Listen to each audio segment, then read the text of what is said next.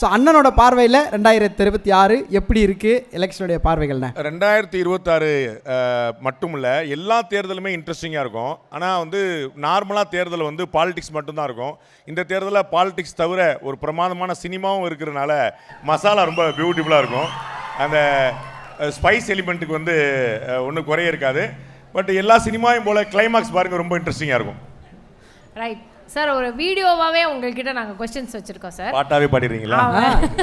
அது ஒன்றுனா நீங்கள் பார்த்துட்டு நாங்கள் கேட்குறோம் சார். வீடியோ ப்ளே பண்ணுங்க ப்ளீஸ். மேலே இருக்கக்கூடிய 2 பேருக்கு தான் நாற்காலியில் உட்கார்ற வாய்ப்பு இருக்குது. கீழே இருக்கிற 2 பேர் தான் அந்த 2 பேரில் யாருங்கிற தீர்மானிக்கிற வாய்ப்பு இருக்கிறவங்க. அந்த 2 பேர் தான் உட்கார போகிறாங்க. ஈதர் யாராவது இவர் ஒன்று கண்ணி பண்ண போகிறாரு, இல்லாட்டி வர போகிறாரு. அது யார் அப்படிங்கிறத வந்து அந்த கார்டை மாற்றி போகிறது இந்த 2 பேர்கிட்ட இருக்குது. Super sir. சரி சார், அப்போ 4 பேரோட ப்ளஸ் என்ன மைனஸ் என்ன, எப்படி வந்து அவங்க வந்து அவங்களுக்கான ஒரு ஸ்ட்ராட்டஜியாக பிளான் பண்ணி வச்சுருக்காங்க அப்படின்றத நம்மள மாதிரி மக்களுக்கு தெரியணும்னா அதை எப்படி சார்? மேலே இருக்கக்கூடிய 2 பேருக்குமே ஒரு காமனான அட்வான்டேஜ், அது வந்து ஏற்கனவே வளர்ந்து பெருசாக உருவான ஒரு கட்சி. ஸோ அதில் வந்து அவங்களுக்கு பேஸே அவங்களுக்கு கிடச்சிது. அவங்க இந்த 2 பேரும் அவங்க உருவாக்கின கட்சி.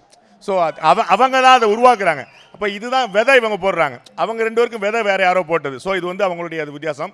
மைனஸ் அப்படின்னு பார்த்தீங்கன்னா ஆன்டி இன்கம்பன்சி இன்றைக்கி இருக்கக்கூடிய ஒரு அதிருப்தி அலைகள் எதில் வந்து அது கவர்மெண்ட்டுக்கும் டிஎம்கேமான ஒரு மைனஸ் பாயிண்ட்டாக பார்க்கலாம். அண்ட் திரு எடப்பாடி பழனிசாமி அவர்களும் இன்னும் கொஞ்சம் அரவணைச்சு போகலாம், மெக்னானிமஸாக போகலாம், இன்னும் கொஞ்சம் கொண்டு போகலாம். ஏன்னா பெர்செப்ஷனல் கேமும் சேர்த்து வின் பண்ண வேண்டியிருக்குது. அதில் வந்து ஒரு பின்தங்குறான்னு நினைக்கிறேன்.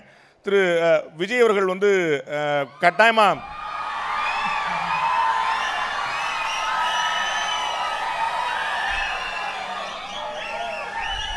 விஜய் அவர்களுக்கு தெரியும் என்ன நடக்க போகுதுன்னு, அது இவங்களுக்கு தெரியாதுன்னு தெரியும்.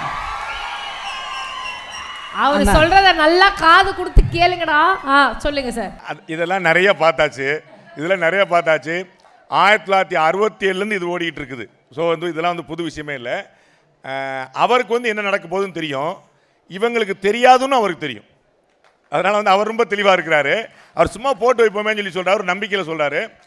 அவருக்கு ஒரு பிரைட்டான ஃபியூச்சர் இருக்குது.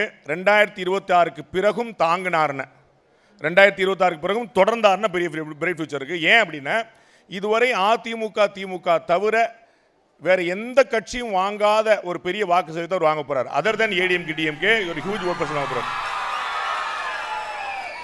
பட் அது வந்து ஒரு ஆட்சியை பிடிக்கிறதுக்கு உதவாது. ஆனால் வந்து ஒரு 10 வருஷத்துல 2036 ஒரு மேஜர் சேஞ்ச் பண்ணுறதுக்கான ஒரு பெரிய ஹெல்ப் பண்ணோம். பட் அந்த அளவுக்கு சஸ்டெயின் பண்ணுவாரா தொடர்வாரா அப்படிங்கிறது பார்த்தப்பதான். ஸோ திரு விஜய் அவர்களுடைய பொலிட்டிக்கல் கேரியர் வந்து 2026 இல்லை, 2026 பிறகு தான் இருக்குது அவர் சஸ்டெயின் பண்ணாருன்னு.